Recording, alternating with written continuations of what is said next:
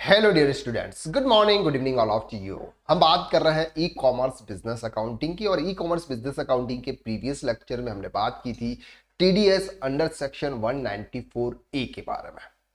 आज हम बात करने वाला है टीसीएस अंडर जीएसटी। अब यहां पर ये जो टीसीएस की जो बात कर रहे हैं ना, ये जीएसटी के टीसीएस की बात कर रहे हैं, न कि हम इनकम टैक्स के टीसीएस की बात कर रहे हैं। सबसे पहले तो आपको ये क्लियर करना है कि ये जो टीसीएस है ये सिर्फ जीएसटी पोर्टल की बात कर रहा है, ठीक है। What is TCS under GST? अब सर जीएसटी के अंदर टीसीएस क्या होता है? Tax collected at source, TCS under GST means tax collected by an e commerce operator from the consideration received by it on behalf of the supplier of goods or service who make supply through operator online platform। TCS under GST का मतलब होता है कि अगर आपने कोई भी goods ई commerce operator के थ्रू अगर आपने सप्लाई किया तो ई कॉमर्स ऑपरेटर आपको जो भी पे करेंगे उस पर टीसीएस डिडक्ट करेंगे अंडर जीएसटी। ये सब बात कर रहे हैं अगर आप कोई भी गुड्स या सर्विस ई कॉमर्स ऑपरेटर के थ्रू सप्लाई कर रहे हो तो, ठीक है। TCS will be charged as a percentage of the next taxable supply if the provision of TCS under GST is dealt with section 52 of the CGST Act। ये जो बात करते हैं ये 52 सेक्शन 52 में बात करता है। वो is liable to collect TCS। Certain operator who owns, operate and manage e-commerce platform are liable to collect TCS। TCS collect किया जाता है। हमने प्रीवियस में बात की थी टीडीएस से डिडक्ट करते हैं और टीसीएस कलेक्ट करते हैं। अब यहां पर अगर हम बात करते हैं अमेजॉन, फ्लिपकार्ट या मीशो टीसीएस कलेक्ट करते हैं, इसका मतलब ये होता है कि वो जो कुछ भी, जैसे फॉर एग्जांपल हमारे उनसे 100 रुपीज उसको लेने हैं, वो टीसीएस के रूप में क्या करेंगे, फॉर एग्जाम्पल 5 रुपए माइनस करके 95 रुपीज का पेमेंट वो हमें करेंगे। तो जो भी हमारा पेमेंट उनसे लेना है उसमें से ये जितने भी डिडक्शन है, जैसे टीसीएस का हो गया, टीडीएस का हो गया, लॉजिस्टिक एक्सपेंसेस हो गए या फिर एडवर्टाइजमेंट के एक्सपेंसेस, वो सब क्या कर लेते हैं, सब माइनस कर लेते हैं, ठीक है। और माइनस करने के बाद फिर वो हमें पे करते हैं। तो यहां पर ये जो टीसीएस है वो भी क्या करेंगे सर, वो उतना परसेंट माइनस करके फिर हमको पे करने वाला है। TCS applies only if the operator collect the consideration from the customers on behalf of vendor or supplier। यहां पर TCS इन जीएसटी की बात कर रहे हैं जब कोई ई कॉमर्स ऑपरेटर पेमेंट कलेक्ट करता है behalf of vendor. Behalf of vendor का मतलब सिंपल समझ रहे हैं आप, ए ने गुड सेल्स किया बी को, लेकिन किसके थ्रू किया, अमेजॉन के थ्रू। अब ये बी से का पेमेंट रिसीव करेगा अमेजॉन और अमेजॉन काट के फिर ए को करेगा, तो यहां पर फिर टीसीएस एप्लीकेबल होगा। डन है, ठीक है sir. For example mister X Y Z stores a proprietorship is selling garments through Flipkart. Flipkart being an e commerce operator before it the making the payment of consideration collected on behalf of X Y Z is liable to deduct TCS. वो क्या करेंगे sir, आपका TCS deduct करके जो remaining payments है वो आपको पे कर देंगे। अब सर रेट कितना लगता है टीसीएस का? What is the rate applicable under TCS? The dealer और ट्रेडर सप्लाइंग गुड्स और service through E commerce operator will receive payment after deducting of TCS 0.5% via CG's notification 15/2020 dated 10th July 2024। कितना sir? 0.5% on taxable value. यहां पर बात कर रहे हैं GST की बात नहीं कर रहे, on taxable value. Earlier was 1%, पहले 1% था, अब ये सर यहां पर कर दिया गया। It means intrastate supply TCS 0. Will be collected 0.25% CGST और 0.5% एसजीएसटी, 25 कटेगा। और transaction between state TCS will be 0.5% under IGST act. अगर आप एक स्टेट से दूसरे स्टेट की अगर हम बात कर रहे हैं, वहां से अगर आपने सर्विस ली है तो 0.5% के आपका टीसीएस कलेक्ट होगा। अगर विद इन स्टेट की बात करें तो 0.25% सीजीएसटी है और 0.25% आपका एसजीएसटी होगा, ठीक है। चलो, under using GSTR 8 data bye e commerce seller इन जीएसटीआर 2A। जब ई कॉमर्स ऑपरेटर जो होता है सर वो अपना टीसीएस कलेक्ट करता है, और टीसीएस कलेक्ट करता है तो उसे टीसीएस के लिए जीएसटीआर 8 फाइल करने की जरूरत पड़ती है, जहां पर आपसे जितना अमाउंट उन्होंने टीसीएस कलेक्ट किया उसकी टैक्सेबल वैल्यू क्या थी वो सभी डिटेल्स उसके जीएसटीआर 8 के अंदर वो शो करता है। जीएसटीआर 8 जब वो फाइल करता है तो ये डिटेल्स हमारे जीएसटीआर 2A के अंदर शो होती है। बात को ध्यान से समझना, ये कहां पे शो होती है सर? जीएसटीआर 2A में। जीएसटीआर 2B में अगर शो होती है इसका मतलब उसका एलिजिबल आईटीसी है, उसका आईटीसी आप ले सकते हो। लेकिन ये हमारे कहां पे शो होती है सर? 2A में। तो 2A में शो होती है, सिर्फ आप इसका आईटीसी नहीं ले सकते। ये जो टीसीएस आपका कलेक्ट होता है ना, उसका आप आईटीसी नहीं ले सकते। क्या कर सकते हैं ये हम देखते हैं। The details submitted by operator in GSTR4 will be available to all supplier GSTR2A. The supplies will be available GSTR2A after the due date of filing GSTR8. Not that this credit is not be available in GSTR2B returns. आपके GSTR2B returns के अंदर ये नहीं आएगा। The tax collected will be reflected in the electronic case ledger of the respective suppliers. अब sir ये जो भी आपका टीसीएक्स कलेक्ट होता है ना, ये आपके जीएसटीआर 2A में शो होता है। जीएसटीआर 2A में आप इसको रिकंसाइल कर ले, इसके बाद वो आपके कहां पे चला जाता है सर? आपके इलेक्ट्रॉनिक केस लेजर में चला जाता है।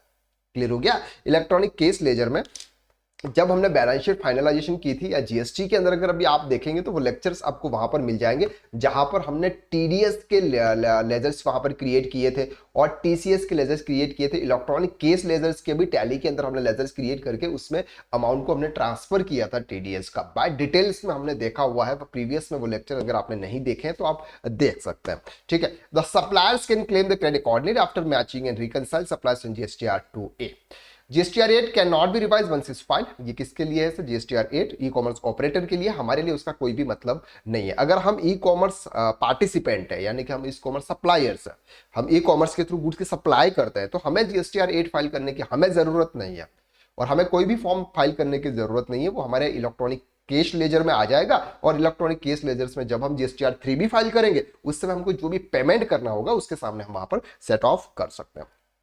ठीक है। GSTR 2A will be communicate to the operator suppliers. Discrimination is not reflected in GSTR। ये तो ठीक है, चलो ठीक है। तो यहां तक आई होप्स कि आपको ये क्लियर हो गया कि टीसीएस का मतलब सिंपल टीडीएस के अंदर, जीएसटी के अंदर क्या, जीएसटी के अंदर सिंपल टीसीएस का मतलब होता है कि अगर हमने ई कॉमर्स ऑपरेटर के थ्रू गुड्स के सप्लाई किए, ई कॉमर्स ऑपरेटर हमारे बिहाफ पे वेंडर्स पार्टी से पैसा कलेक्ट करता है और हमको देता है। ऐसे केसेस में 0.5% के हिसाब से आपका अमाउंट टीसीएस कलेक्ट किया जाता है। अगर आप सीजीएसटी एसजीएसटी की बात करें तो 0.25 है और अगर हम आईजीएसटी की बात करें तो 0.50 आपसे डिडक्ट होगा। ठीक है सर। अब इसकी एंट्री हम अपनी बुक्स में कैसे करते हैं, टैली प्राइम के अंदर उसकी एंट्री कैसे करते हैं, वो अब हम यहां पर डिटेल में देखते हैं। ये है सर, हमने यहां पर जो ओपन की है, ये किया हुआ है सर अमेजॉन की B2B सप्लायर्स की डिटेल है। अमेजॉन के थ्रू अगर हमने सप्लाई की है उसकी डिटेल से यहां पर सेलर का जीएसटीआईएन नंबर आपका यहां पर आ जाता है, इनवॉइस नंबर यहां पर उन्होंने जनरेट किया, इनवॉइस डेट आ जाती है, शिपमेंट आ गया, ऑर्डर आईडी, शिपमेंट, ये सब चीज आती है सर। ठीक है। अब हमें क्या करना है, सिंपल ये कुछ डेट्स यहां पर आती है। अब हमें क्या करना है, हमें वो वैल्यू फाइंड करना है, जो वैल्यू कितना टीसीएस कलेक्ट किया जाता है। एक तो बहुत सारे अमाउंट है लेकिन हमारे यहाँ पर सर ये अमाउंट है, देखो ध्यान से समझो, ये वाला अमाउंट है, ये देखो टीसीएस यूटीजीएसटी अमाउंट, ये अमाउंट है, कहाँ गया ये वाला टीसीएस आईजीएसटी अमाउंट 4.66 ये उन्होंने क्या किया है, डिडक्ट किया हुआ। तो इस तरह से आप जब भी अमेजॉन या फ्लिपकार्ट या मीशो की अगर आप डिटेल्स देखेंगे तो वहां पर आपको ये अमाउंट दिख जाएगा 4.66 यहाँ पर उसकी जो कॉस्ट है वो कॉस्ट भी आपको यहाँ पर शो होगी। जैसे यहाँ पर पूरा डिटेल में है, कस्टमर का जीएसटीआईएन नंबर आपका यहाँ पर आ जाता है, ये कस्टमर का जीएसटीआईएन नंबर है, इसके थ्रू आप एंट्री कर सकते हैं, सामने वाले पर्सन को देखना है। बायर का नेम भी आपको यहाँ पर मिल जाता है सर, उसके थ्रू आपको एंट्री करनी है। ठीक है, ये डिटेल से आपके यहाँ पर आ जाती है। अब बात करते हैं कि सर अमाउंट कितना था। ठीक है, ये बहुत सारे ऐसे कॉलम बने हुए लेकिन हमारे काम के नहीं है, हमारे काम के जो भी होगा वो हम यहाँ पर डिटेल में देखेंगे। देखो ये है सर अमाउंट है, ये टोटल अमाउंट है, प्रिंसिपल अमाउंट इतना है यानी कि 1099 रुपीज का जो अमाउंट है, प्रिंसिपल अमाउंट सर आपका इतना है यानी कि ये टैक्सेबल अमाउंट है 1931.36, उस पर सर आईजीएसटी कलेक्ट हुआ है। ठीक है, अब ये जो अमाउंट है 931.36, अगर इसका हम इक्वल करते हैं 931.36 इंटू 0.50 डिवाइडेड बाय 100, तो ये आता है सर आपका 4.65, यानी कि कौन सी वैल्यू पे डिडक्ट होता है सर, आपकी टैक्सेबल वैल्यू पे डिडक्ट होता है। ओके, तो ये अमाउंट है, ये उसका आईजीएसटी है और इतना क्या सर यहाँ पर ये टीसीएस कलेक्ट किया हुआ है। ठीक है, ये वाला 0.5% के हिसाब से उन्होंने दिखा भी दिया है सर, ये है टीसीएस आपका कलेक्ट हुआ 4.66 कौन सी वैल्यू पे क्लियर किया हुआ है सर, आपका वहां पर जो भी आपकी टैक्सेबल वैल्यू है। अब उसको आप अपने टैली के अंदर कैसे रिकॉर्ड करते हैं, और वो आपके इलेक्ट्रॉनिक केस लेजर्स के अंदर आप इसको कैसे ट्रांसफर करेंगे वो अब हम यहाँ पर देखते हैं। सबसे पहले हम यहाँ पर वाउचर्स में जाएंगे, और वाउचर्स में हम यहाँ पर कलेक्ट करेंगे सर, लेजर्स क्रिएट करेंगे TCS IGST, TCS on IGST, या इस तरह से आप लेजर्स क्रिएट करेंगे, और आप यहाँ पर लिखेंगे सर करंट असेट्स। ठीक है, सिंपल करंट असेट्स लिख सकते हैं। यहाँ पर हम ड्यूटीज एंड टैक्सेस में नहीं लिखेंगे, क्योंकि ये ड्यूटीज एंड टैक्सेस में इसलिए नहीं लिखेंगे क्योंकि अभी उसका कोई रोल ही नहीं है आपके GSTR 2B से ITC से। ठीक है, फॉर एग्जाम्पल हमारा ये आ गया आपका 4.66। ठीक है, अब ये डिडक्ट कहाँ से हो रहा है, डिडक्ट कहाँ से हो रहा है, अमेजॉन फॉर एग्जाम्पल डिडक्ट कर रहा है हमारा, तो ये हमने अमेजॉन लिख लिया। ठीक है, ये रेफरेंस जो भी डालना है आप यहाँ पर डाल दीजिएगा। ठीक है, ये जो भी डालना आप डाल दीजिएगा। ये क्या एंट्री कर दी हमने, TCS आ गया। अगर आपका CGST और SGST होता तो वो भी आप यहाँ पे एंटर कर सकते थे। दोनों के लेजर्स आपको सेपरेट करना है। अब है कि ये जो अमाउंट है ना, ये अमाउंट आपके इलेक्ट्रॉनिक क्रेडिट लेजर में ट्रांसफर होता है। अब सॉरी, इलेक्ट्रॉनिक केस लेजर्स में। इलेक्ट्रॉनिक केस लेजर्स का सिंपल सा मतलब होता है कि आप जो भी केस डिपॉजिट करते हैं पोर्टल पे, GST में जब आप चालान क्रिएट करके जब आप केस जमा कराते हैं, केस का मतलब होता है बैंक से जो आप पेमेंट कर रहे हैं, वो पेमेंट आपके इलेक्ट्रॉनिक केस लेजर में शो होता है। तो इलेक्ट्रॉनिक केस लेजर्स का आपको अलग से एक लेजर्स बनाना होता है। तो यहाँ पर हम बना लेते हैं सर इलेक्ट्रॉनिक केस लेजर्स। तो यहाँ पर आप सिंपल इस तरह से बना सकते हैं इन GST। ठीक है, और इसका भी हेड होगा सर आपका करंट एसेट्स, क्योंकि वहां पर आपका पैसा पड़ा हुआ है ना, तो वहां पर ये रहेगा सर। ठीक है, अब ये जो अमाउंट है, ये अमाउंट कहां पे ट्रांसफर होगा सर, आपके इलेक्ट्रॉनिक कैश लेजर्स में। तो 4.66, और कहां से आएगा, तो आप आई लिखिए sir IGST, TCS on IGST। तो ये अमाउंट हम कहां पे ट्रांसफर करेंगे कि सर केस लेजर इन GST। अब ये जो केस लेजर्स के अंदर जो अमाउंट पड़ा हुआ है, ये केस लेजर्स का जो अमाउंट है, ये आपके GST पोर्टल पर का जो केस लेजर्स है ना, जो हमने डिटेल में प्रीवियस में GST में डिटेल में कवर किया हुआ है। अगर वो लेक्चर आपने नहीं देखे ना, तो वो लेक्चर्स आप देख लीजिएगा, क्योंकि सर GST इतना ईजी नहीं है, बहुत थोड़ा सा कॉम्प्लिकेटेड है, आपको समझना पड़ेगा इन चीज़ों को।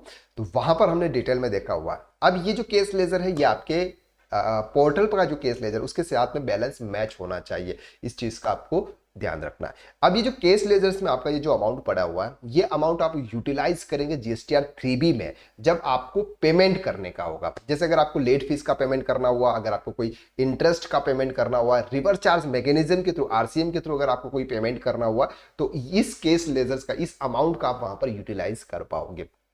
ठीक है, या फिर आपके आउटपुट टैक्स ज्यादा था, इनपुट आपका कम है, जहां पर टैक्स पेबल आ रहा है, तो वहां पर भी आप उसको पे कर एडजस्ट कर सकते हो। बाकी का अगर अमाउंट रिमेनिंग रहा, तो फिर आपको एडिशन और केस लेजर्स में आपको करना पड़ेगा।